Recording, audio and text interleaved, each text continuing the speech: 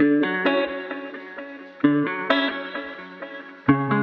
right, how are we doing, people? How are we going? You got me in on your end there, Ali? Yes. Yes, I have. Perfect, perfect. I just have to mute my speaker. We're doing a million things at once here, people. What up, Jade? How are you going? All right, Hi, Jade. cool. Green Ring. What's up, Green Ring? What up, Green Ring? What up, Rouse? Okay. So just I'm just going to tweet this out that we're here. Thank you to everyone I've seen that came to like all of the 50 spaces that I was in today and still here. Like just a huge props to all of you because that's just nuts. Um, yeah, no one can say that we're not we're not in the community today. It's been absolutely crazy. I've picked up absolutely no food. I think maybe one banana is what I've eaten so far, and it's 7 p.m. So it's been a lot, but we'll get to food after this. But yeah, I just want to start off the show each week with just a little background on who I am. To anyone that doesn't know, my name's Saint Rien, or William is my real name. I had a pretty lucky start to my music journey in world. It started when I was like 17. I started full-time touring by the end of that year and got like a record deal, and everything felt like it was kind of a Cinderella story. And it all kind of went really well. Like we started charting on the top 40 charts in Australia, and we were like a screamo band, so that was kind of not really done before, other than like Parkway Drive and massive bands like that. But yeah, we kind of plateaued after a while. There was a lot of weird things going on in Australia where the label didn't want us to leave and tour overseas, even though we had offers, and it was kind of weird. And just, playing to heaps of people, thousands of people, and not seeing any money from merch or anything. And I think everyone kind of has that experience, or some sort of similar experience if they've been through kind of the record industry. And our label is actually pretty good overall. It's just the way that it works. So I kind of knew back then that there had to be like a bit of a different way, a different angle to go into this. And I think like Mac Miller had just kind of done, I forget which album it was, but it was the one that went number one when he was independent, Blue something Park. And that was kind of like the first time that I sparked the idea of independence as like an option in music, because it wasn't really like prevalent. And then obviously like Nipsey, and I think like what Frank Ocean did with the Apple deal is a really good example of like a really weird way to do it. That's probably the biggest finesse in music industry history. Um, and yeah, so the band kind of amicably split up, and we all went to do our solo things. And I kind of slept on my friend's couch pillows on the floor at his studio with his guinea pig, who didn't have a cage, which was gross, for like 6 months, learning how to produce. Because I knew I needed to do that, because I wouldn't be able to afford mixing and mastering after spending all my money on a visa. Um, and yeah, made it to Hollywood, and kind of everything went really well there at first, and had residencies, got some management, got a team around me. And we built this EP up all ready to drop and to pitch to labels. And as we sent the pitch, it was literally the day that lockdown happened. So we were getting like out of office emails on like a Tuesday going like, what, that's kind of weird. Like, why the major label out of office on Tuesday, all of them? And then we kind of looked at the news and realized everyone had gone home, and that kind of turned into like a 2-year thing, which forced me even further towards the independent angle.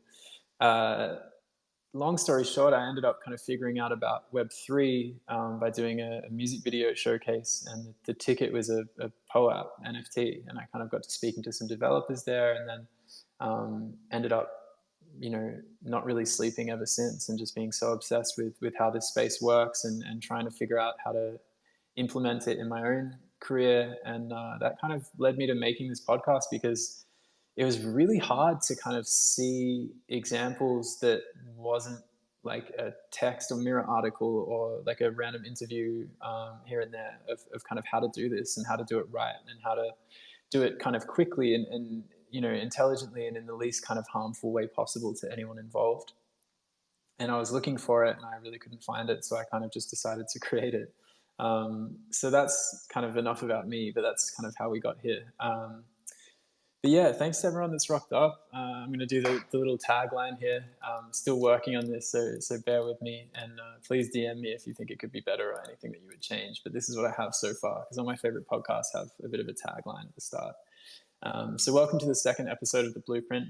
This is a transparent and vulnerable account of exactly what it feels like to be an artist new to the Web3 space. It's the true story of me, a creator, just like most of the artists in the space here, who has the same fears, confusions, and desires. And yeah, I'll be speaking to leaders in the space and prominent figures, asking the questions that everyone wants answers to, and then taking action, most importantly, based on those answers in order to achieve my version of success in the Web3 space. And as you follow along, I really hope that I can help you achieve your version of success here too. I hope that went all right. So this week's guest is Ali Lackhoney, aka Lackhoney, soon to be known in true Yay fashion as Ali. Or is it Ali? I need to double check that I haven't said that wrong right at the start. Yes, no. Oh, he's giving me the thumbs up. We're good. We have video here, folks. Ali is, in my opinion, the true meaning of the word artist, I think, after researching him and watching his journey kind of as a fan. I think that word kind of encapsulates much more than just a musician these days. He's the example that I probably use as kind of what that means. Like, in my opinion, like a modern successful artist has to do everything and do it well. So, lyricism, songwriting, production, music videos, marketing, networking, hustling, adapting, content creation, and most importantly, like having the mentality to believe in yourself no matter what. So Ali does it all and does it very well. So without further ado, I'd like to welcome you. Ali, how you doing? Great intro. What's up, man? How you doing? Thank you, man. I appreciate that. I like to work on them. I want to make you feel as special as you deserve to feel. I like the Um, spiel too. The podcast spiel was good. It was a good tone Thank you, setter. dude. Thank you. Yeah, it's really hard because it's like a weird, never before kind of delved into world that it's hard to kind of like narrow it down in like a 30-second pitch as to what this is, because it's still kind of, becoming what it's going to be as the kind of story unfolds. So it's hard to kind of explain to people what I'm doing and why. But yeah, I appreciate that. I've been working on the tagline a bit. All my favorite podcasts have a good tagline, so I appreciate the love. Awesome. Great tagline. Good job. Thank you, man.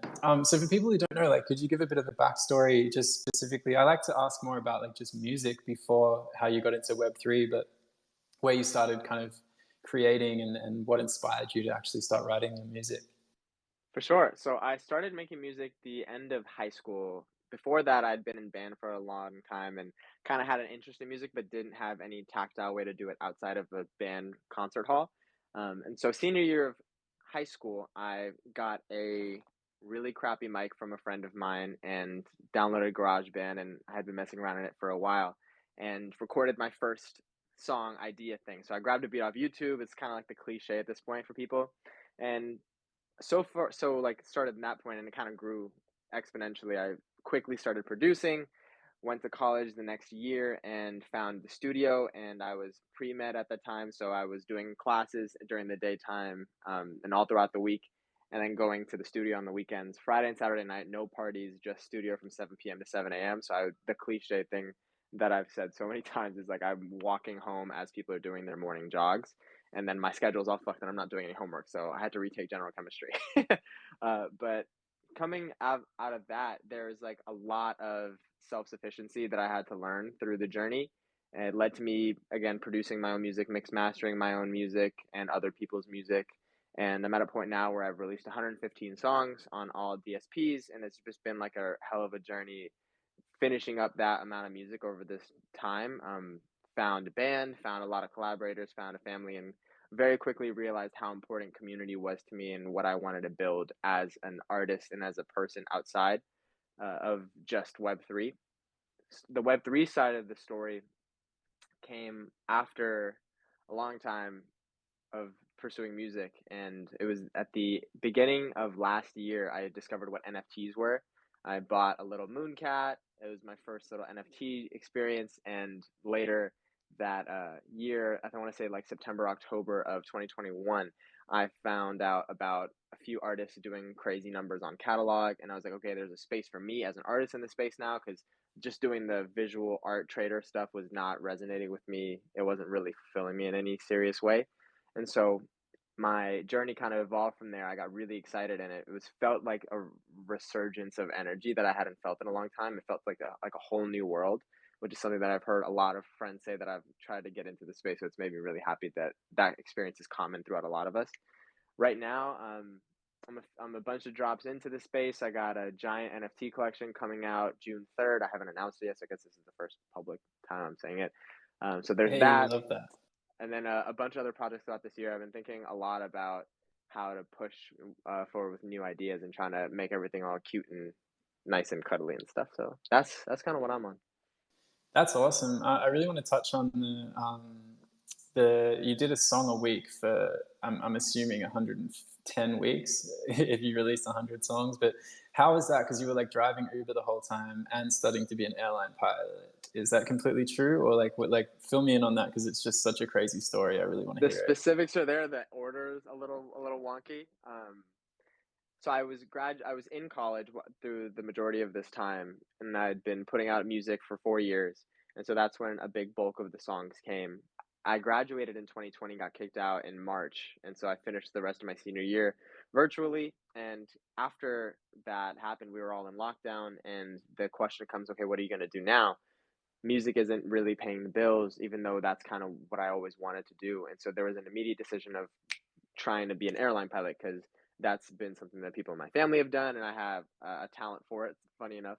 And so I started taking those types of classes. And so during the daytime, I would be flying this little tiny mosquito of a plane all around South Florida, which is where my family lives. And in the evening time, I'd come home and try to become disciplined in recording at least 1 to 3 songs every day. And so it was a matter of treating music like sport to me. And that kind of made me feel feel like I was accelerating my growth as an artist really exponentially. And so that I always recommend that to people who are kind of in a creative rut, but that's a separate note. So I was doing the pilot shit, and then time went on, and I was like, I don't want to do this. I want to give myself more of a chance to do music, um, or at least give myself a chance to do music and see what that feels like before I commit to the standard life that seems safe. And so I saved up like 7 grand in USD and took the next year of 2021 and made it stretch basically the whole year. And that's when the Ubering and all that stuff came into play because I was trying to spend as much time as I could on music. Over the course of that time, I made a shit ton of music, released a shit ton of music, had um, built relationships with a lot of incredible producers and some of my idols, giving me like the validation that you would dream of receiving from them. And at the end of it, I had come so far as an artist, and I felt like there was such momentum there that I wanted to continue it. And so I went and got a job to find some stability because that was really bugging me out as like a South Asian person. It's like a very inherent need for everybody, but for me and us specifically, to like being brown, you are very much implanted with the need for financial stability early on. And so I have that now through this job, and I'm in LA because I finessed a situation where it was going to be Hawaii for a bit. Now I'm in LA. Um, just moved here a couple weeks ago, so I just put up a curtain rod today this morning. That was my big collab link and build of the day. But yeah, no, so it's been really cool, man. I forgot the original question, but I hope that answered it.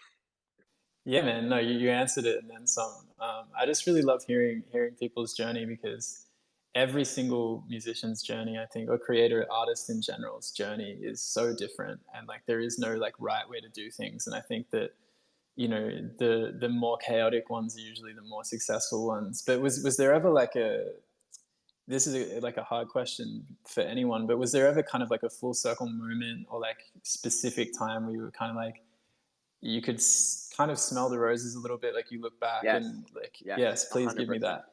Yeah, so like I said, over the last year, I was doing music full time and driving Uber Eats the rest of the time. Over the course of that time, I graduated from a good school, and I kind of set myself up to make a good amount of money if I wanted to in a job. And so I set myself to do the opposite thing when I made that decision. And so there was, like I said, great moments of growth, connecting with people and receiving recognition from the idols, and that's like the full circle moment that I want to say. But there was a lot of days where I like would drive around the streets that I used to be on as a college student, delivering food to college students that I used to be like, oh, y'all figure it out one day because I'm like the older upperclassman, and now I'm delivering their food. And so there was a lot of moments of humility and a lot of moments I'm not ashamed to say I spent in like the fetal position, just being like really terrified that none of this would work out. Um, and so there's a full circle moment that happened when one of my musical idols called me at 1 a.m. on a random Tuesday or something. And literally, I got a bunch of DMs and was like, "You're fire. I found your music in this Spotify playlist. What's your phone number?" And then I get a call from this artist, and we have a fantastic 20-minute conversation. And this is somebody who I'd been looking up to and modeling my business off of for 5 or 6 years at this point. So very much like had looked at this person as like, okay, this is a North Star of how I want to conduct myself as like a business person, artist, how I want to grow my career. And getting a literal call from the literal person being like, "You're fired, you're up next, you're gonna do whatever you want to do and be a success," and all that type of stuff was like a crazy, crazy full circle moment. And I think like as artists, it's up to us to hold on to those and to help those be the fuel that push us forward for the days where you're, questioning whether everything's worth it. I fully agree. I think it's so important. I think that's why I kind of asked the question. Like, there's not a lot of time where you almost like allow yourself to just look around and be like, oh, like actually, where was I a year ago? You know what I mean? And I think that that's such an interesting Yeah. juxtaposition as well, that you were like delivering food and getting the props from an idol kind of around the same time. And it's like, Yeah. it's Woke up something the that a lot next of day people at don't think 8 about. a.m. and delivered food for 6 hours. It was That's crazy. so crazy. That's mental. But yeah, that's like, probably the most perfect kind of nudge from the universe that like you're on the right track. So I think that's Yeah. awesome. Yeah. So I want to chat about, I think like the main thing that is kind of known about you in Web3, like outside of obviously just you being a known member of the community, was the Party On video drop. And I want to kind of talk about that. So like, I think it's like a great example of the work that you put in coming back to you, which is a Yes. big kind of theme of the conversation today. If it ends up going that way, but I think it will. But like, how did it all unfold? Like, when I want to go to like the very start of like actually writing that song and like what headspace you were in, and like, did you think about dropping it on Web3 as you were writing it, or was it just kind of like Oh all man. happened differently?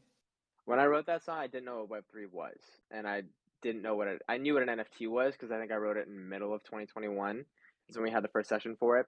And so no, the short answer is no. I had no idea that I was going to drop it as an NFT or that it would be like a landmark moment for me and like a first, like very strongly affirming thing. So if nobody knows what I'm talking about in the space or in the podcast, however you're viewing this, There's a Mirror article. I'm just gonna, my wife Steph, shout out to Steph. She's my everything. shout She's out helping Steph. me out. She's helping me out this week with pinning stuff. So, darling, if you want to just pin the glass mirror.xyz, Does she know there's how an to? Because article. I could not figure out how to do it. Here, I'll give it a shot.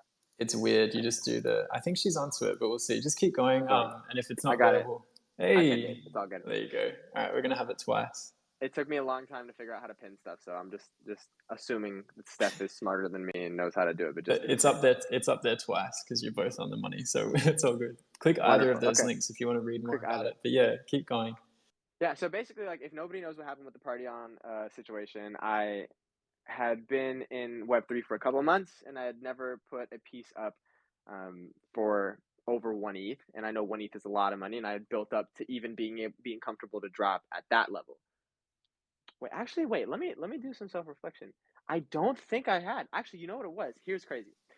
I had put out 2 music videos for half an ETH apiece back in November when I started in music NFTs. This is like all kind of ancient history to me now because we're in April, like 6 months ago, so it's like 30 years and Does not feel and like NFT six stuff. months though on the Um, real, like in real life. no, not at all. And so basically, like, just for everybody who doesn't know what the deal is, I had just started in the space. I was having one-on-one conversations with different collectors. I wasn't gonna drop anything, but I had these couple of music videos just kind of sitting on the side. And I was talking to collectors and telling them how nervous I was to put on music in the space. And Buddha was the first person who's really, really kind collector who was like, just put it out and I'll bid on it. And so I put it out for half an ETH. That went well. He bid on it and it was great. And then I put up another one 2 weeks later called Cheap Chardonnay. And Adam Diageli bid on it for another half an ETH. And so I went 2 or 3 months without dropping anything in the space.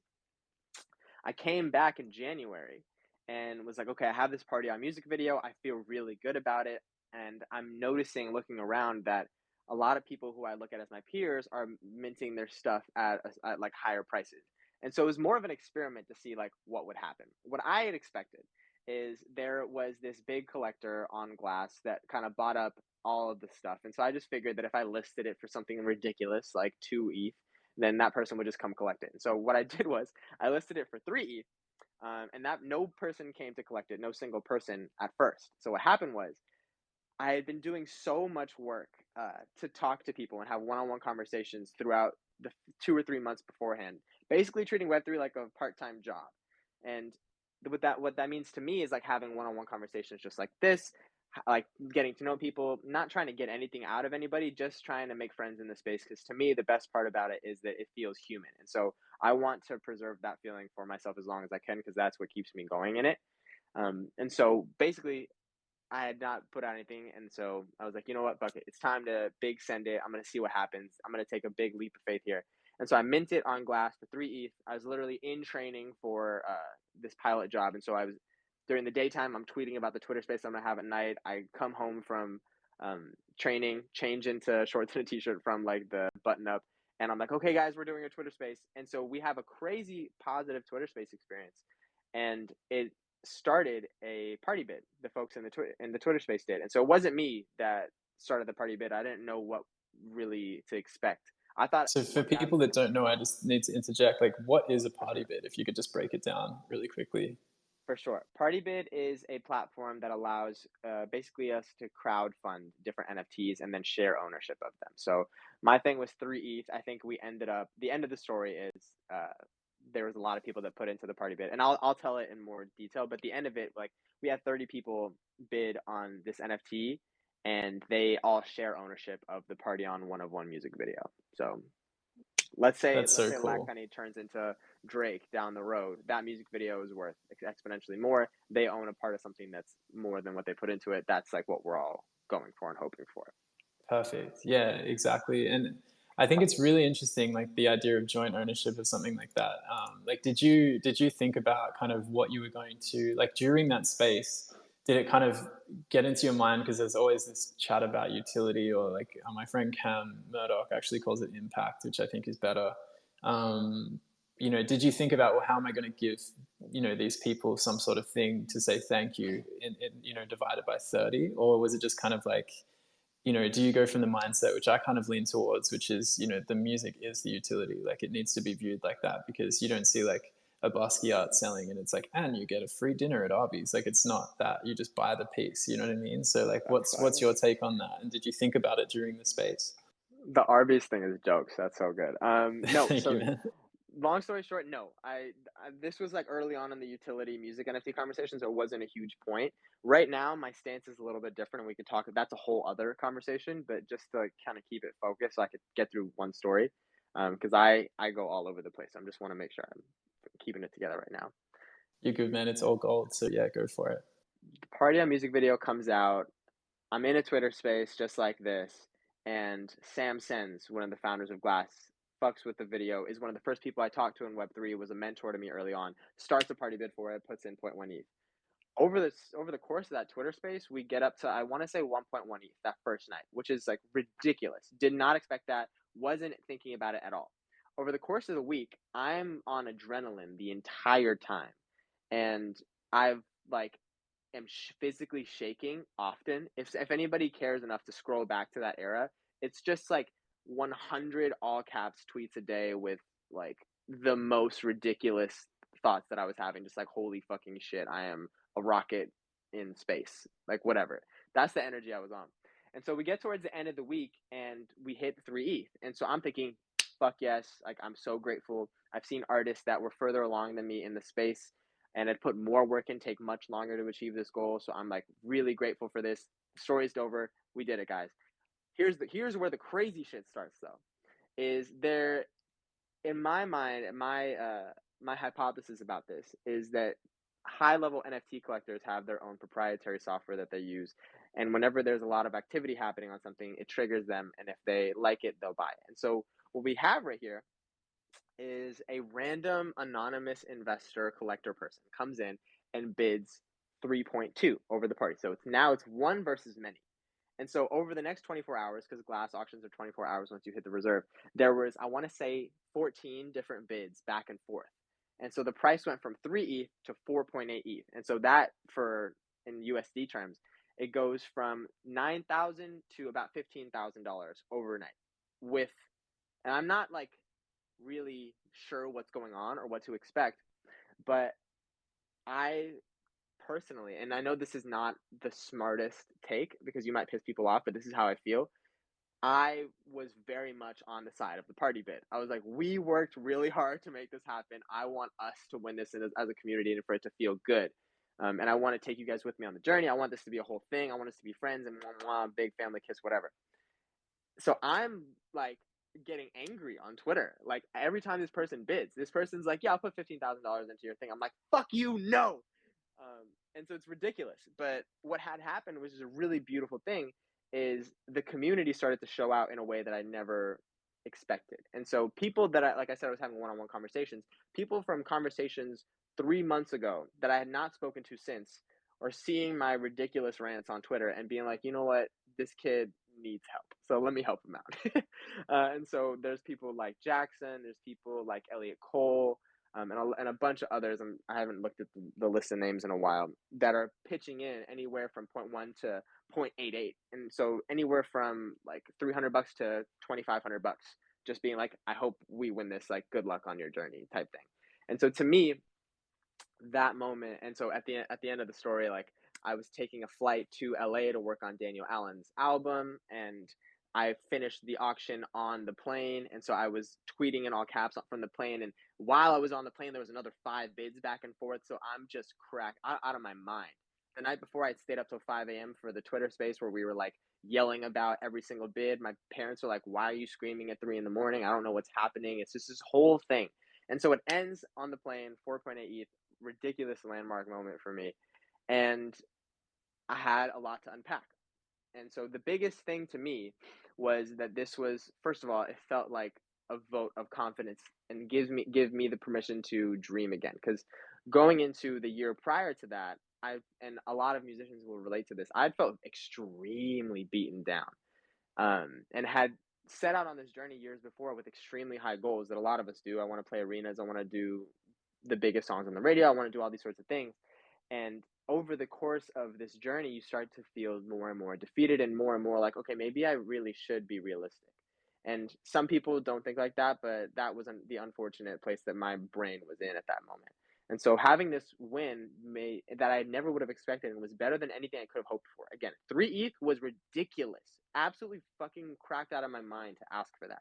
And it ended up in an insane place within a week, which also doesn't happen. So there's a lot of levels, and the random investor. Like there's so many things of this that I didn't expect. And the net result was, what if everything could be way better than I ever imagined it? And so it allowed the dreaming to happen again. On the cryptocurrency side, I think it gave me like a bit of an understanding as to how important one-to-one relationships are within the space. And so I co-authored an article, forced the Glass Boys to do it. I actually wrote it myself. Me and my girlfriend were editing it, and then we had them post it as if they wrote it. But really, like I was just like, guys, we need to tell this story. And so basically, it's kind of just what I said. And at the end of the day, you see people like coming off of the bench to support somebody who just like has good intentions and just wants to do cool shit in the space.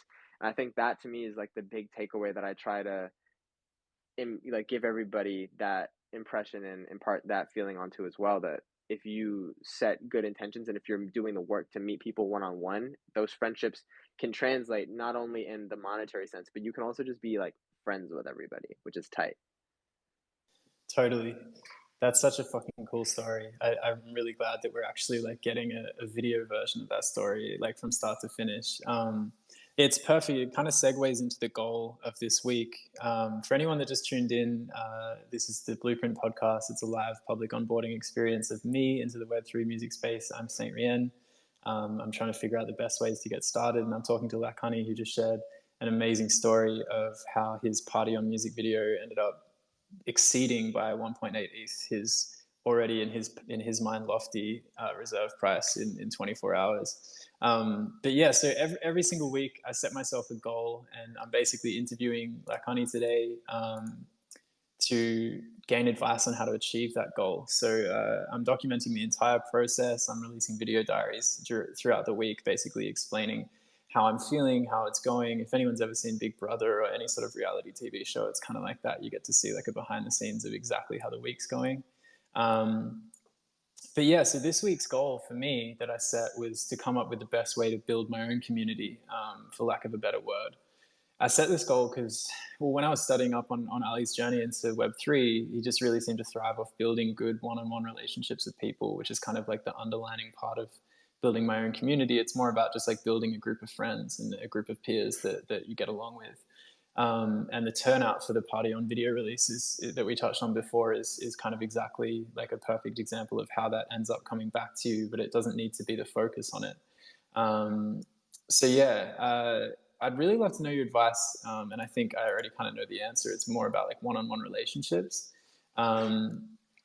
But I went through your Twitter thread on your approach to Web3, and I think this is probably like got the one of the best threads that you can find on Twitter about how to kind of find your place and you know stamp your name into the Web3 music space. So thank you for tweeting it, because a lot of it is like pretty vulnerable and like really upfront, to the point where you added like templates of conversation starters that you had. But I was just wondering if we could kind of delve into that and just kind of expand on little points and ask kind of how you got to those conclusions. Could I get that thread pinned, my love? My wife is pinning the tweets for me this week, so we'll see how Steph, that the goes. absolute goat. She is my world, my sun and moon. It's called Lackhoney's thread about how to make it in Web3. But yeah, while we wait for that, I really resonated with you kind of preferring the one-on-one conversations, because I'm exactly the same, hence a podcast with I could one tell. guest. I could tell. So like, and I really like that you recommend that artists kind of reach out to people that they find interesting in the space, which is important, because I think that you can also get caught up in like, what can I gain from this person, rather than like, do I actually connect with this person on like a one-on-one level? Like, Yeah. you know, just because someone's invested in a different project doesn't mean that you're going to get along with them, or just because an artist writes similar music to you doesn't mean that you're going to kind of connect musically. So I think that it's really Yeah. important that you said that, you know, make sure that you find them interesting and make sure that those conversations are good before you kind of take that any further. But like, how did you go about doing this, like right at the beginning? Like, how did you come up with this as an idea to kind of cultivate a little friendship group around you, or that ended up being a very big friendship group? I gotta give it up for Ben Kessler, who is a friend of mine that I went to college with for 4 years and is an incredible artist that I think is just about to do a second sound drop this week. So he's been getting crazy dubs in Web3. He was on Catalog before I was. Incredible, incredible person. I had the chance to speak to him for like an hour and a half a couple months back and like tell him how impactful his advice was to me. But I'm looking at him and he's getting pieces on Catalog selling, and I'm thinking like, what is happening? How are you cracking the code? What is the magic sauce? And he told me all he did was have calls with people. And I was like, oh, I can do that. And it actually literally started from that. We maybe had like a couple minutes where we texted that back and forth in October and November of 2021. And that literally was the only piece of advice. From there, it's just been trial and error. And so I think some lessons that I've learned along the way. The first is we're in a really special time in this space right now that's rare and it will not last forever. And so I implore anybody who wants to take full advantage of it, which is that there's people who are building at the highest levels in the space that are willing to take time out of their day to talk to random people they don't know. And I know because I am a random person that none of these folks knew. And now I have the privilege of being able to reach them on a somewhat regular basis, and we're friends even, some would say. The second thing is, it's crazy. It's like I had this prepared, but I just was playing Fortnite before this. Like this is just all like we're just doing it. But the second thing that I would say is like intention is so ridiculously important. I don't think that I would want to support somebody if I thought they were trying to get money out of me. And every time I try to talk to somebody, I even if I'm talking to somebody who has spent somebody's yearly salary buying one music NFT, I try to fully remove all thought of money from my mind when I go to talk to them, and just to connect with them on a music level or a fan level or a personal level first. I just want to be friends with people at the end of the day. This is like cute to me. It's all just a fun, cute experiment, and we're just fucking around. I just try to treat it like it's fake. The cool shit is if shit goes well and the cute jokes and whatever, you start to make money and shit, and so it's a win-win at the end of the day. And I think like Alan Kingdom was saying this shit where it's like some people act like the money is not important at all, and like I don't care about the money in space. I'm just here for community and vibes. Maybe that's some people, but I think like the vast majority of folks are here because there's something to gain and that there is a space that offers either like emotional support or financial support. And that's kind of the fabric that we're operating off of in the space. That being said, though, I think that genuine connections are like, in my experience, the tightest shit and the easiest way to build a foundation that you can stand on because it's just like typical music business, really. A lot of this shit is the same. Like marketing is still the most important thing. It doesn't even matter how long you've been making music for. I hate to say it, it doesn't matter how good your music is. If you're a really good marketer, you can go crazy on TikTok and have a music career. If you're a really good community builder and storyteller with something interesting to say, you can go crazy in Web3 regardless of how long you've been making music and regardless of how good your music is. And so to me, I tell my story best when I'm not under pressure. And this is like a personal like self-defense mechanism. I cannot function in competitive situations. I fold, I'm a choker all the time. I can't function in where I'm comparing myself to somebody else. It cripples me and I can't do anything.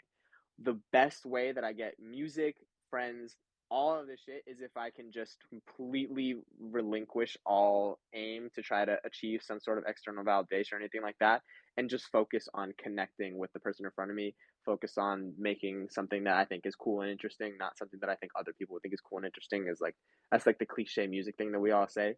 Um, but I think those two main points are kind of central to me. Yeah, I want to touch on like just the specifics, and I know it's kind of like it's I guess it's probably like a bit of an art, but like as you said, like it's pretty like shout out to Alan Kingdom. That if you don't follow Alan Kingdom, do it. I don't know if why you would be here and not, but the guy knows so much about just life in general, and just has some of the best advice just by following his tweets. And if you're lucky enough to get a conversation with him, like he's just such a sweet guy, and so for helping others. But how he said, like it's not even an elephant in the room. Like it's like it's the Titanic in the room. Everyone knows that everyone came here because they read about someone making 50 ETH or like something crazy like that. And then regardless of what their intentions are to do with that money, like everyone comes here with that in mind. And then I think that, or at least in my experience, you kind of fall into this, as you said, emotional support situation where you're like, wow, this actual whole community is just full of really, really loving, kind, supportive, spiritual sometimes, like Yeah, just amazing people. And I think that incredible. yeah, I think that's like the big thing. But specifically, like when you're speaking to collectors, or like as you said, like you could be speaking to someone that's like spent 40 grand on an NFT. How do you? Because I mean, like they're not stupid, obviously. Like you're probably both thinking a little bit like this has to do with money somewhat. Like how do you really kind of go into that conversation and kind of, as you said, like make it more about connecting? It's an incredible question, and it's something that I think everybody struggles with. My personal way, and it doesn't work every time, but for me, what I try to do is to, if I can, forget it. I try to just forget that they have money to spend on music and just like try to be friends. Um, or if that doesn't work, I've found that it's worthwhile to acknowledge it in a cute way and then be like, but I don't care. I just want to be friends. And so an example of a conversation that happened in was like CXY or CY Lee. He's like a good friend of mine. We have like chats now and then. He hasn't bought any of my NFTs though, but he's one of the biggest collectors and is so important to pushing forward the culture of the space and to supporting artists whose voices really matter and who don't typically get that support. And he's putting up money to do that, which is powerful. And so I had like in my first conversation with him and a few conversations since, there's been the topic come up of like, I I'll buy your NFTs like if at a certain point, like that's a thing. But I'd much rather have a conversation that feels um authentic between us and to share ideas and trade that kind of energy and frequency of those like this information that we were just like thinking about all the time. and that makes me want to buy your NFTs more. And I'm sitting there like, obviously, I would love people to buy my NFTs. Great, that's fire. Nobody doesn't want that, except for like a few situations. But I'm sitting here like happy to connect with somebody who I never would have spoken to before, and I think it's just it sounds so corny. It sounds so fake. It sounds so fucking like pretentious and insufferable to say like just forget about the money. Just don't worry about it, because a lot of us are in situations where our physical needs aren't being met. And so this space is the only outlet to do that. Here's what I would say to people who are having that reaction, which I maybe even would have if I'm coming to a space with somebody wearing fucking wooden beads and a little beaded thing is telling me, don't worry about the money. Like, go fuck yourself, bro. Here's what I would say to that person, which is a very fair point. You're not gonna last and you're not gonna build a foundation in this space if you're operating off of money. And the reason is the crypto community outside of music NFTs is very sensitive to people who are doing the rug pull situation, doing the money hungry situation. It's not sustainable financially for you to operate off of that mental framework. So if you want to survive in this space, if you want to build community, if you want to have any sort of long lasting future in the Web3 music space or in NFTs or in crypto in general, you have to move off of integrity and off of good intention. Otherwise, we're all going to be able to see and you're going to look gross. And I can speak from experience because there's been conversations where I haven't had my little wooden beads on, and I hadn't like haven't had my shit together, and I've acted in a way that was like reflective of my financial situation at the time and a little bit out of desperation, and it's turned people off and it's been gross. And those are people I never spoke to again, with many dollars or many ETH that could have definitely helped me and maybe would have even fucked with the music. And so to me, it's just it's just a no-brainer. And you see people that are just the nicest people win. And so if you don't care about community, if you don't care about any of this stuff, but you're still going to be in the space. First of all, you should be here if you should only be here if you really give a fuck about connecting with people. But if you don't, then I would say trick your brain into caring about people, because that's what's going to help you last. I love that. You're like low key giving the sociopaths a way into. It's really nice. Yeah. I mean, That's because sick. we all have that side of us, right? Like we Yeah, all like yeah. we're all here. Like, who would really be here if there was $0 to be made? If this was just like another platform, if this was literally Bandcamp, where you can put stuff up and maybe somebody will give you $5. Is there this level of a flourishing community on there? Is there this level of artists that are like, we need to like build culture in the space? Is there this level of investors and collectors having a financial stake? No, simply no. And so it's okay for people to be driven like off of money somewhat in the space. My personal take, and again, all this is personal take. I speak with conviction, but it's all my opinion. Fuck what I think if you disagree. But my personal take is that we have to move in ways that are sustainable. And so at the end of the day, even though we are living in the Web3 music space off of a financial institution of crypto, even though it's decentralized, we'd still call it an institution. We're still functioning on that framework. We have the opportunity to create an emotionally sustainable place, because a lot of us have not experienced that before. And so a lot of people talk about toxic positivity. I know I'm going on a little bit of a tangent right now, but I think it's important. People talk about toxic positivity and get upset about it. Oh my God, all this wag me culture. Like, are y'all all gonna make it? What's the deal? This seems fake. Like, there's no way you all like each other that much. Here's what I say. I don't think that everybody likes each other that much. I don't think everybody's gonna be a millionaire off of music NFTs. It's just not, there's not, there's a lot of money to go around, but is every single person always? I don't know, maybe not.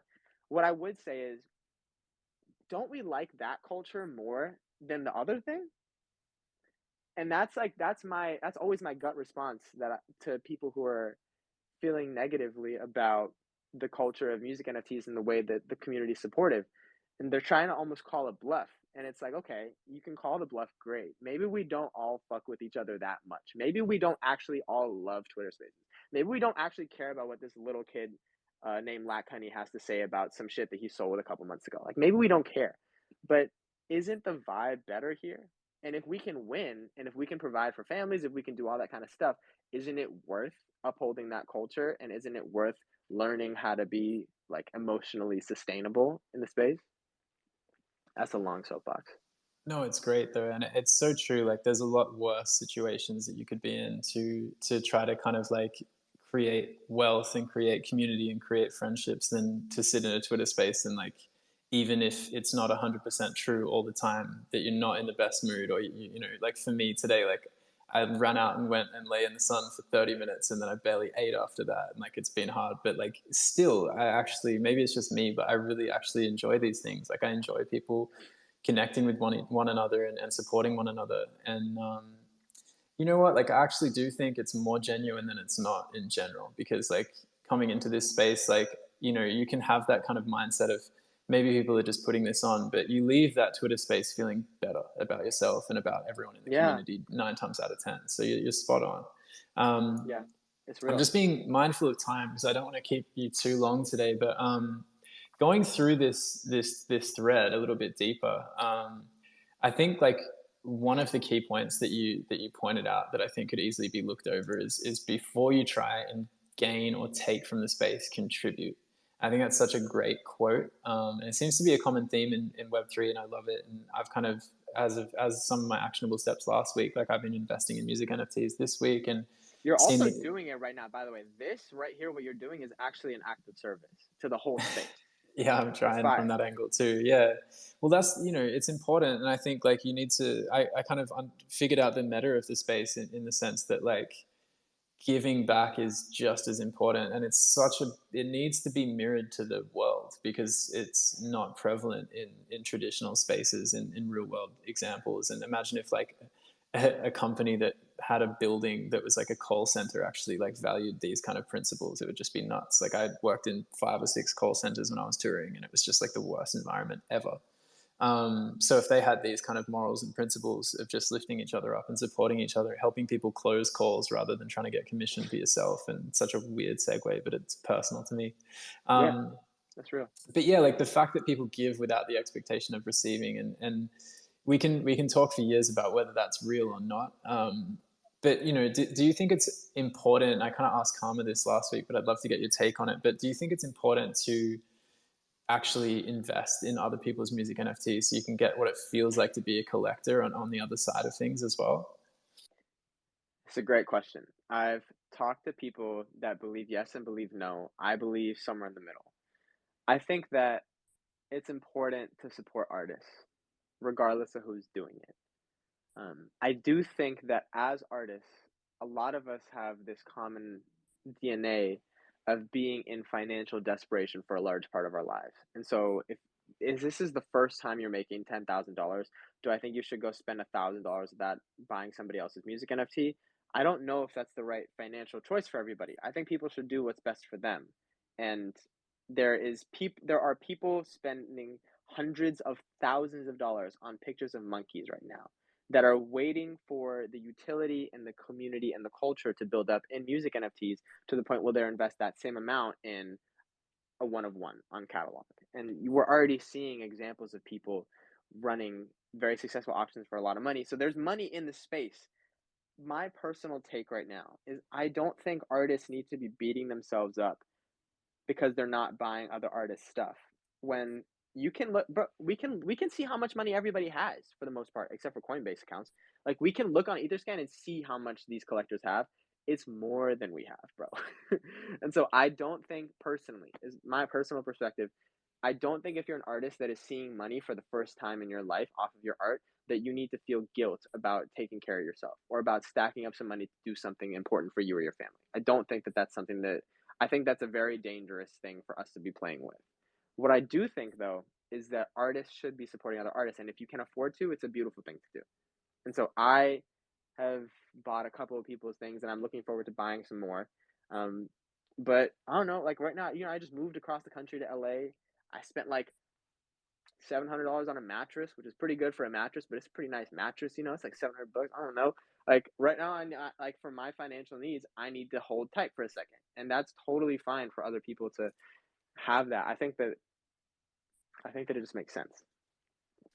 100%. I really appreciate that take because I think like it's a lot there is that kind of guilt where you like turn up to a sound XYZ drop and then you're not like, yeah, I'm verifying right now, and everyone goes silent. There is that kind of like little thing where you want to help your friends, but there is that other thing where you're actually all artists, and there is that starving artist kind of mindset that's negative, but at the same time, like when people are thinking point one, they're not really thinking $350. They're thinking point one, and that's that kind of numeric bias that loses a lot of people a lot of money very quick, and like not even factoring in gas. But what I've found, and this is kind of my take, is I've just started like, and we were chatting about this slightly earlier today, but I've started just giving people, I guess what you would call in Web3, giving people flowers, but just like tweeting specific parts of songs of people in the space that I loved, and just like really Hard, pointing out how hard. much it meant to me when I listened to it and like how I felt. Because for me as a creator, as a musician,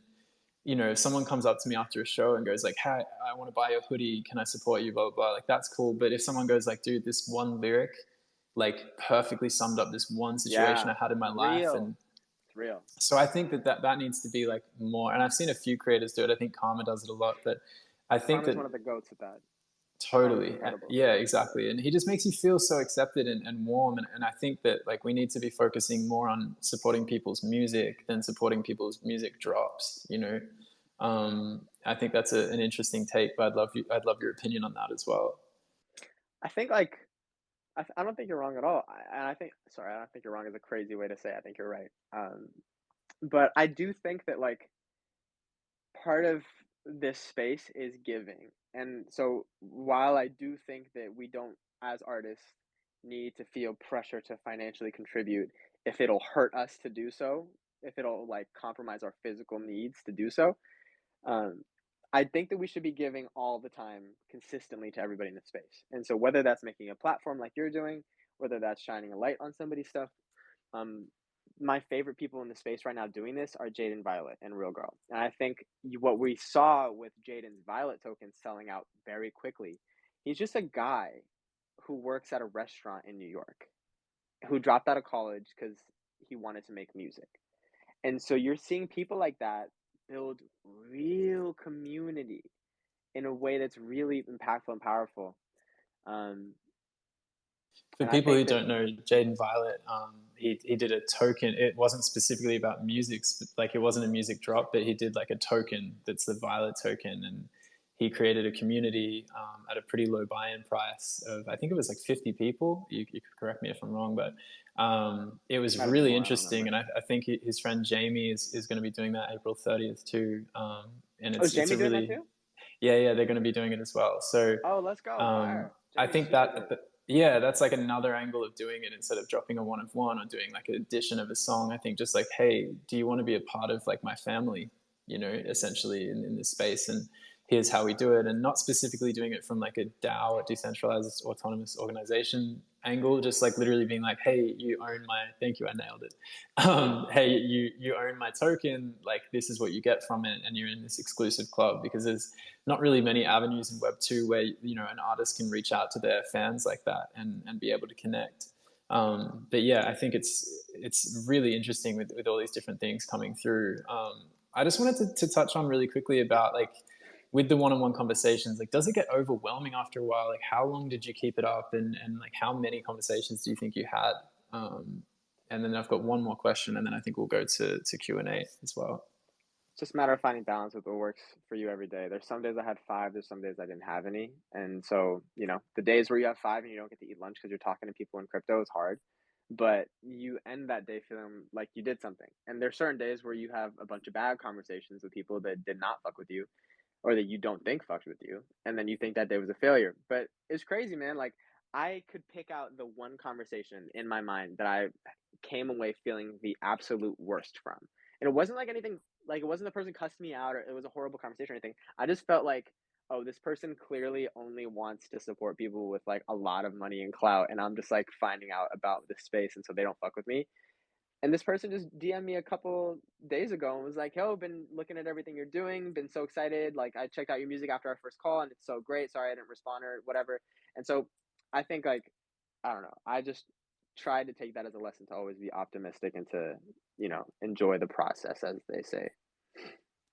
Fully. And I think that's a really important thing to go on as well. Like if anyone, including me, after this conversation, like decides to reach out to people and has a conversation they think went south, like these people are just really busy people. And it's not necessarily that it went south. And as someone that overthinks way too much about like every single individual thing that you say and how you could have said it better, or like if you came across this way or that Yeah. way, like I think it's really easy to be like, I completely fucked that conversation up. But realistically, the other person on the other end might have been like, that was like a really cool person. I'm going to check them out and like see where they're going. Yeah. And you never know, it might come back and they might like put in 0.3 ETH on a PartyBid. Or maybe that was maybe that was the guy that was the anonymous big bidder that just came in and tried to sweep everything. Maybe. Who Whoa, knows? I haven't thought about that. Maybe it was somebody that I talked to that was just trying to like fuck with us and Yeah. be like, what's the deal here?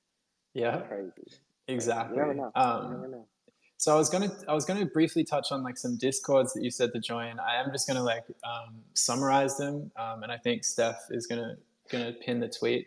But you mentioned in the thread we spoke about communities with Karma last week, so you can go back and you can listen to that episode, or the Genesis episode is I was on gonna say Karma is Glass. way better at Discord than I am. Karma is Discord GOAT. I actually am not that into Discord personally. Yeah, I actually low-key hate Discord. I think the It's interface not is my thing. disgusting. But It's not you my did thing. mention you mentioned Waveworld, which is Karma's community, Yes. Songcamp, which I love. If you're very new to the space, I think Songcamp is a really great, their weekly town halls, I think they're called. They do something called Present Materials, where they play people's, if you've been working on a song in the last 24 hours, you can play it and everyone will kind of listen to it. And there's usually like 40, 50 people. So it's a great kind of place to get feedback on your music. And it's such a welcoming It's also community. so nice and supportive. I know you're just saying that. Yep. It is the nicest people ever. I think Yep. people coming into Web3 have a lot of preconceived notions about it's just crypto bros and blah blah blah. Songcamp is a extremely diverse, eclectic group of people that are the kindest, nicest people that I've ever met in my life. Like too nice. And you They're can too see nice. that in They the should be actual meaner. music. If you've Yeah. heard of like what they've been doing recently with Chaos, like there's 77 people collaborating on a song, and Yeah, like yeah. I'm in chaos. there I'm you in go. chaos. Like That's my full name. if Yeah. yeah, I wasn't saying if you've heard of it, but Oh generally, yeah. Just in yeah. general. I just thought it was Um, worth saying. yeah, yeah. But the fact that no one killed each other. I know you probably couldn't through the computer, but like to have that many people being in one creative process and It was then cute. It was it's very cute, nuts. very seamless, very good vibes, honestly, the whole time. But yeah, it's just testament to see like how nice everyone was in that community, and also like when I've heard two of the songs now and they're actually really good, which is another thing, which is testament to the talent in that community. That you can have like a 77 person, I think it was 25 people was the most that collaborated on one song, but they're all awesome. So the fact that they came out good is Oh another wow. testament. I didn't know that. Um, what else did you cover? You covered Water and Music, Sound XYZ, Beats DAO, Glass Protocol. Shout out to Glass. We just did our Genesis drop on there, the first episode video. I think it's the first ever music video podcast NFT. So that was pretty cool. W. Yeah, I was pretty stoked about that. So yeah, you can go and look at that list or watch last week's episode to go through and see some communities that you could join. But yeah, I just wanted to briefly just talk about the template you shared on that thread, and then we can go to a Q&A. I know we're hitting an hour. But the conversation starters and if you go to that thread that's pinned at the top, it's really cool. Like you actually were very transparent and you said kind of what you did research wise on each individual person that you Maybe too spoke to. transparent. Maybe Yeah, I was worried I kept it a little too real with people, but I feel like it was worth sharing. I feel good I did it. fully. And that's kind of like I have that same weird concern about this entire podcast because I don't think like I can't really go from any preconceived notions that I'm just like doing this for fun or like doing this to like be really like casual. Like if everyone's watched this episode and I'm then reaching out to them, they know that I'm trying to build relationships because of the episode. So I've kind of got that too. But I think it is really important to just be transparent and say what worked for you because again, like there's not that much going around that really kind of narrows down exactly what someone's done to achieve some sort of success. So I really want to thank you for putting that. But yeah, I just want to point out if you do look at this template, please do not copy the evergreen questions, the roles, the specifics. Make your own template and change the words for all of everyone's sake because it's going to get old very quickly if everyone's saying like who are your favorite discords to be a part of right now, or like everyone's going to Yeah, start saying the same thing. Here's the thing for me is I started out with that template when I knew nothing about the space. When I have my first conversation with people now, I don't use that at all. I'm Yeah. just like talking to people because now I kind of know my shit enough that I can suss it out. And like, you know, you do like 150 of these conversations and then it starts to flow a little bit easier. Yeah. Also, shout out to a couple people in the Twitter space right now, Henry Chatfield specifically. I've been wanting to say this for a second, but we've been going questions back and forth. One of the absolute fucking nicest, kindest people in the space that's also crushing it. Like absolutely fucking unreal person. And just the nicest person. And opened up his schedule to have a conversation with me where there was no need for him to, and has been an incredible resource and an upstanding person and a pillar in the whole space that we're all like very lucky to have here. So shout out to Henry. There's a lot of other people there, but I'm gonna hold. I want to plus one on that. Henry was actually the first person that I spoke to in the Web3 music space. Really, you're yeah, lucky. You it were was really very, lucky. very That's a lucky. great And first conversation. he opened up his Calendly to me, and I couldn't thank him enough. Like it made me feel like this was possible. He like made me just wait for it. He made me work for it. I had to ask like 5 times to get on the phone with Henry, but eventually it happened, and he was like, he was the best. But yeah, you got lucky. just from my experience, like I guarantee you that was just a bad week. Like the guy is so open. I'm not saying everyone go and DM him right now and spam his Calendly, No, but leave like, Henry alone. Leave Henry but alone. leave Henry alone. But the guy is just such a wealth of knowledge and kindness, and Yeah. I didn't think this podcast would really be possible without him telling me that it actually was a good idea, because I didn't know what I was Really? talking about. Yeah, I was just kind of like, Fire. is that dumb? And he was like, no, I think it's awesome, and just kind of went into why. And he's been a constant support, and his partner Jade as well is like actually helping a lot with this as well. So big props to them. Sick. Thank them both so much. Sick. I'm really glad you pointed them out. I was going to thank them too. But yeah, let's recap. I actually think I have a really good idea of like what steps I'm going to take this week now. So I'm just going to write them down. But while I do that, as always, I'm just going to open up the floor to anyone that has any questions to ask Lackhoney, specifically about like your own experiences and anything that you want to learn. Please feel free to jump up now if you'd like. I'm no expert, but I got opinions. I got really strong opinions.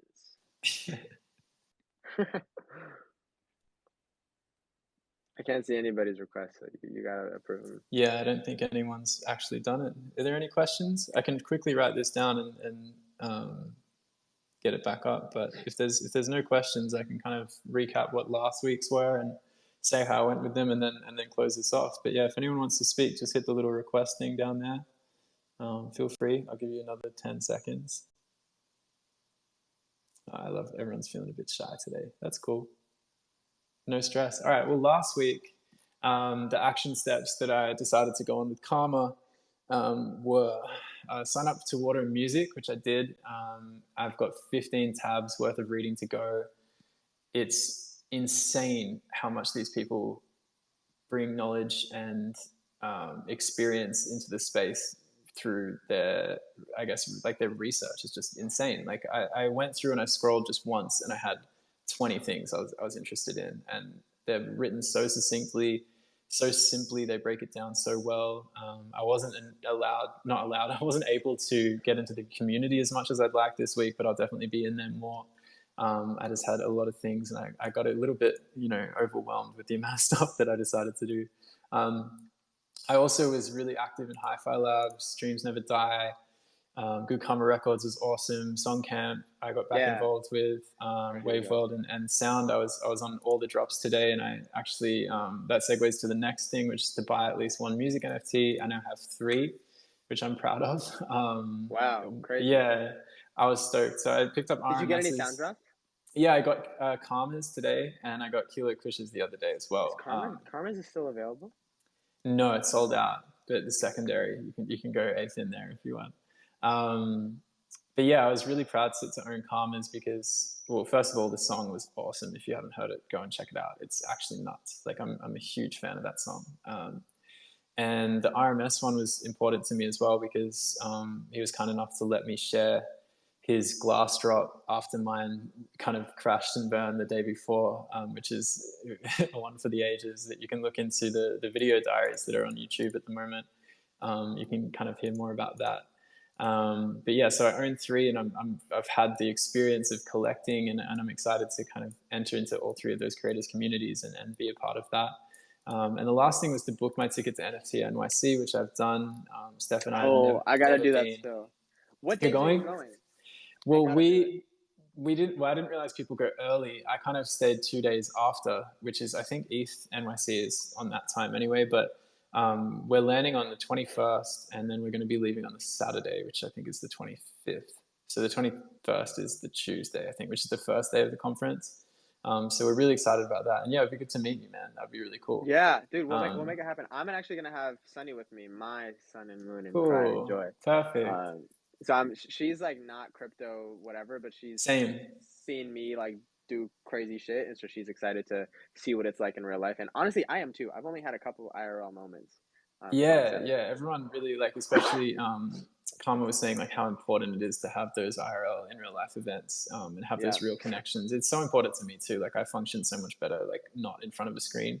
Um, but yeah, so let's look at like the goals I'm going to take, the steps I'm going to take this week. So each week, if you weren't listening earlier, I take actionable steps based on the guest advice. So this week, and I want to be held accountable by all of you. Like I post my video diaries. I'll post the next update on Tuesday, which is kind of, 4 or 5, sometimes 6 really, really vulnerable one-on-one kind of talk to the camera interviews about exactly how it's going and how hard it's been and how easy it's been. wow, Um, that's crazy. yeah, so please hold me accountable and make sure I'm actually going with this. You're about to be that guy in Web3 if you keep this up. This is gonna be crazy. If I don't die, yeah. Looking at how many people stuck around in this space just to hear us like talk and to hear me scream for so long is ridiculous. Like you're really building something, man. You should be proud of yourself. And this is only your second episode? That's Yeah, crazy. dude, this is the second episode. I really appreciate Dude, everyone. Everyone's been so kind, and keep this up. Keep yeah, this I up. will. I'm learning. I think Adam Levy posted today. I've learned more in 4 seasons of podcasting than I did in my entire university degree, and I already like know that that's going to be the same for me. Like just speaking to you Yeah. and Karma, I've learned so much about not just like Oh, Web3 music, thank but life and like how to hold yourself and you. Life. work ethic from you is just nuts. Like Me and Karma come hear from us about life. Crazy. that needs to be an event at NFT NYC. It's Funny. just like a lemonade It's stand. just be me screaming and Karma being like GM or something. I don't Just know. meditating right next to Yeah, you. yeah. No, Karma's way chiller and nicer than I am. I guess I I'm nice. love that. Oh, So yeah, just to round this off, I don't want to keep anyone too long, but I've written out these actionable steps. So this week, I'm going to find as many interesting people in the space through Twitter that I can. I'm going to come up with that's number one. I'm going to come up two is I'm going to come up with my own template. Very importantly, that's not the exact same as Ali's, to research them and ensure like good conversations will be had, genuine conversations will be had. I'm going to come up with a kind of a ritual that I can do before the call that really gets me into the mindset that I actually am doing this for the right reasons and make sure that I am just trying to make connections and friends in the space. that's fire. I should do that. I've never done that before. I just tell Yeah, myself not to be a jackass and then hope for the best. that's a ritual. I mean, a ritual can be anything.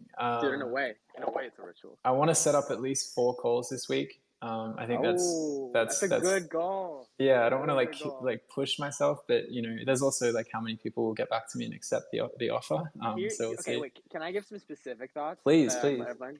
So I started out having every call be an hour long, and I recently cut back to every call being 30 minutes, and it's 100%. You can get through everything you need to get through in 30 minutes. There's no need for an hour. Here's the other thing: the research that you do before the call is really important. Starting out, it becomes less important once you kind of get your footing and you know the general topics that people are thinking about. So like there's a few things that everybody all has opinions about, and once you talk to a lot of people about them, you'll find out what they are, find out what you think about them, and you'll be able to connect with people a lot easier. What I would say is starting out, just go look at everybody's Twitter bio, write down all the roles that they have, all the different like characteristics that excuse me, roles that they play in different communities, different companies that they're involved Mm, in, and mm. find out just the basics about those things so you can ask them about it, because it's a standard human psychology thing. Everybody likes to be asked about themselves. But then I also would scroll down their tweets and first of all see if they're a cool person before you reach out, and second of all see if they have any takes or have done anything in the past like couple weeks that you really are excited about and agree with or disagree with or whatever.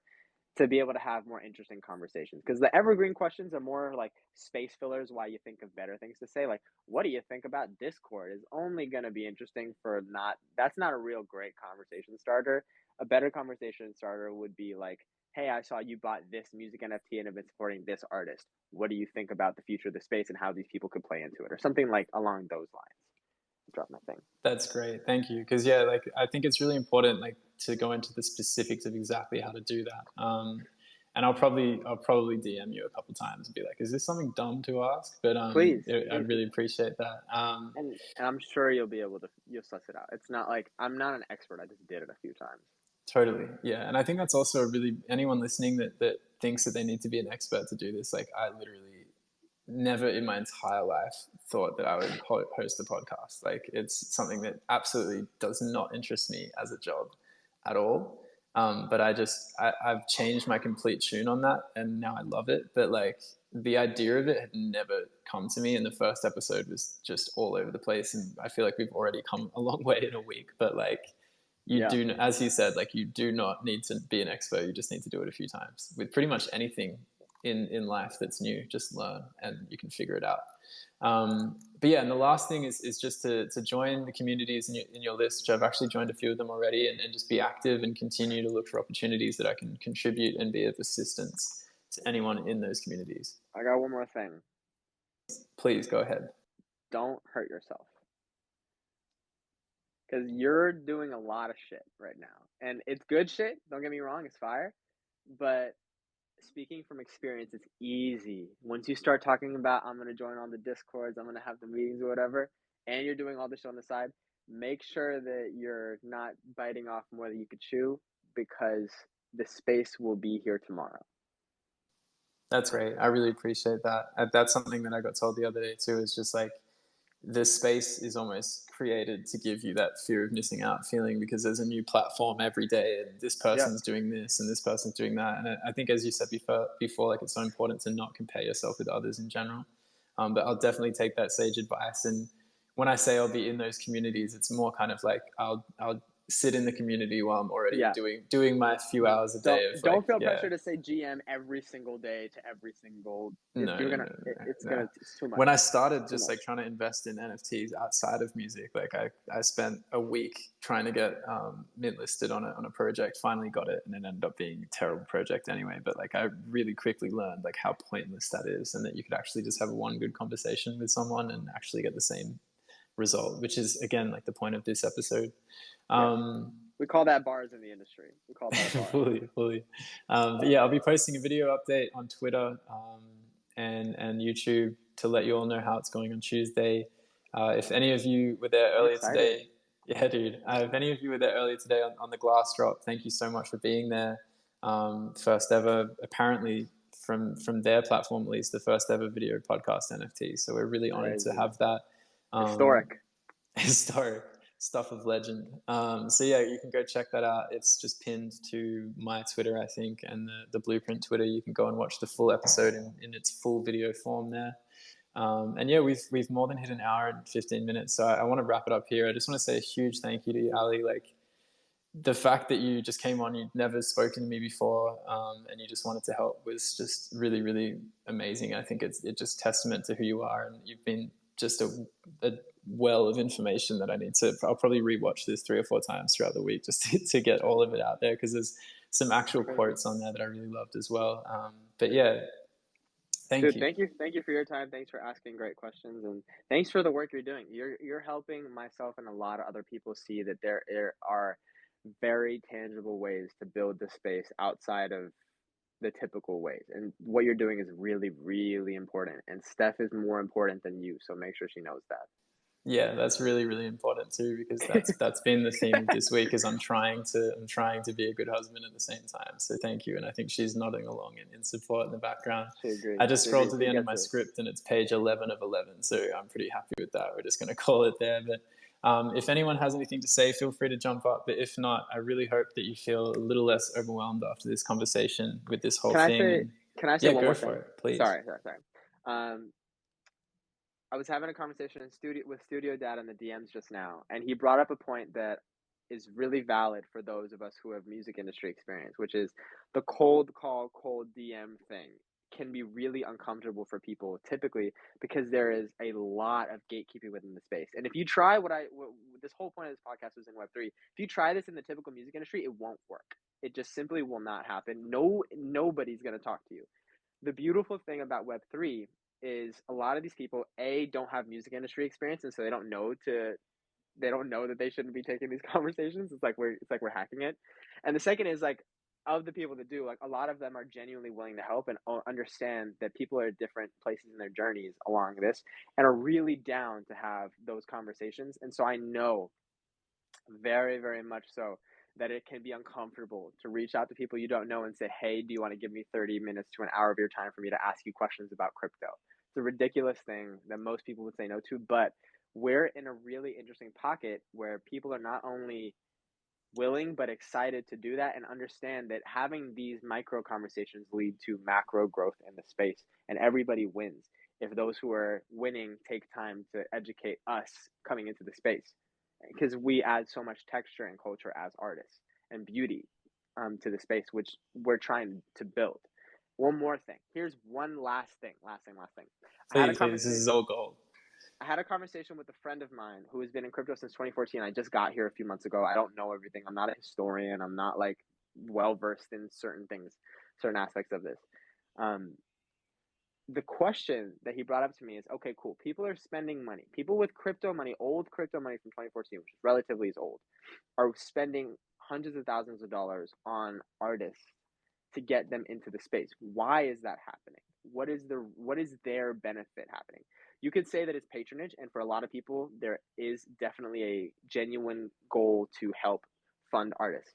But the other thing is that crypto as a whole has a massive image problem. Like, if you look at under the comments of popular Web2 artists who are coming into Web3 saying, I want to sell NFTs, most of them are getting shat on in the comments by their fan bases. Crypto has a massive image problem. The way to fix that is for crypto to infiltrate culture. And so that right there is the reason financially why it makes sense for people with enough crypto money to spare to bring artists into the space and to onboard us. And that's why it's a more recent thing, because they were trying to figure out a way to raise the market cap of ETH and raise the price and whatever, and realized that the cultural impact and perception of crypto was actually impacting the price, which is impacting their money and everybody's money. And so they're looking at us as an investment into the culture, which we are, which they should look at us as. And so as an artist, you are bringing something very important to the table, regardless of whether you have a following or not, regardless of anything in your background. You're bringing something really important to the table. And these people with long, very illustrious backgrounds in crypto will be excited to talk to you. Not everybody's going to respond to your DMs all the time. Henry Chatfield, who you had an incredible experience with, I had an incredible experience with, took a minute to respond to me. That's totally fine. It's the same as anything. You're not going to make 100% of the shots you take or whatever. But a lot of us would not be here if we didn't have those conversations and attempt to. So I'm going to end it there. Go everybody. I love that. I forgot to mention after each episode, I do drop an unreleased song on the Blueprint for an hour. It's like a SoundCloud private link.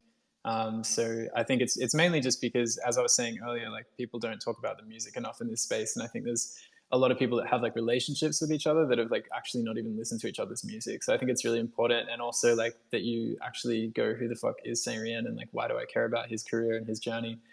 Feel free to go and listen to my song, and if you like it, hopefully that will help you believe in me and also want to be a part of this journey too.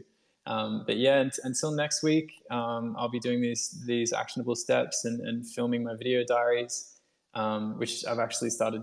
I think I'm going to start doing video journals instead of written journals, because it's actually kind of fun and makes you feel important. So I'm going to keep doing that. But I really appreciate everyone. I think Summer jumped up to speak quickly. Do you want to say something, Summer? Yeah, g'day everyone. Just wanted to say thanks. Really enjoyed your space today. Just hearing your goals that you're looking at doing next week, I just wanted to share some insights for you, which will hopefully help you on your outreach in terms of reaching out to people in the industry, and also some of the cold calls. So essentially two things are going to happen when you do your cold calls. You're either going to reach the person you're not after, or you're going to reach the person you're after who's not expecting your call. So an approach you might want to do, which I think for the benefit of the room, you know, if everyone sort of thinks about this approach and how you cold call people and talk to people that aren't really expecting your call, the first key to remember is, you know, there's a lot of people working that aren't waiting for your call, right? So when you ring and a typical call goes like, hey, it's Carl from Blueprint episode. I just want to talk to you about my podcast. And then you just go on this rant for like 3 minutes, right? Now you can imagine the person on the other side of the phone, extremely busy, got their own day, got their own things that they need to do. And then there's this person who's just called out of the blue and then just takes up this time. So an approach people can consider in what you do, which would help build that rapport, but also make the call go a lot smoother, is when you actually ring in and someone picks up the phone and they say, hey, it's Daniel, how can I help you? A good approach to say is, hey, Daniel, it's Carl calling from the Blueprint episode. Do you have a few minutes to have a quick chat? Now, what you're doing by asking that question is you're actually being respectful, one, of their time, and two, you're also acknowledging that you've never met this person, right? So he could be in the middle of a meeting, about to jump into a management meeting, about to go out to lunch. But because you've reframed it as in, hey, do you have a few minutes to have a quick chat? If Daniel says no, then you say, cool, how about I give you a buzz, you know, later on, and then you have that opportunity to come back. And I find that when you do that approach, a lot of people are more receptive and more respectful, that you've actually been mindful of their time and you're respecting their time, that they'll actually say, hey, can't talk right now, Carl, but how about we schedule a call for this afternoon, and then you go from there. The second thing too is when you're doing your calls, when you're doing your outreach calls next week, if you're looking to schedule some meetings, a good approach in scheduling the meetings is you always give two options, because it's harder to reject one option as opposed to rejecting two. So when I ring Daniel and say, hey, Daniel, it's Carl calling from the Blueprint. Do you have a quick few minutes to have a quick call? He'll say yes, and then you start going through the spiel, whatever. And then he'll say, okay, how about we tee up a meeting? He's like, okay, cool. How about tomorrow at 11 o'clock, Daniel? Or I've got 2 p.m. on Friday. How does that work for you? Oh, sorry, Carl, 2 p.m. on Friday doesn't do. That's cool. What about Saturday at 11? Or I've also got Sunday free at 3. And then what you'll find is when you give people two options to pick a meeting, generally they can't reject one, or they might reject one, but it's very hard to reject two. So I just wanted to share that for you. Look forward to seeing how your cold calling goes next week, and good luck with it. Thank you so much. Yeah, it's better to ask a question that's not a yes or no answer in that circumstance. But yeah, I really appreciate that, man. And thanks so much for the advice. If anyone else wants to say anything, feel free. If not, I'll see you all next week. And I really appreciate you all for turning up. I see a lot of people that were in the glass drop, which ended up being like 2 hours. So you've given me three of your hours today. So you're all absolutely legends, and it means the world. Thank you so much. And if Ali doesn't have anything else to say, I'm just going to call it there. Thanks, everybody. Bye. Awesome. And that unreleased song will be up on the Blueprint Twitter for an hour. So feel free to go listen and let me know what you think. Thanks again. Much love.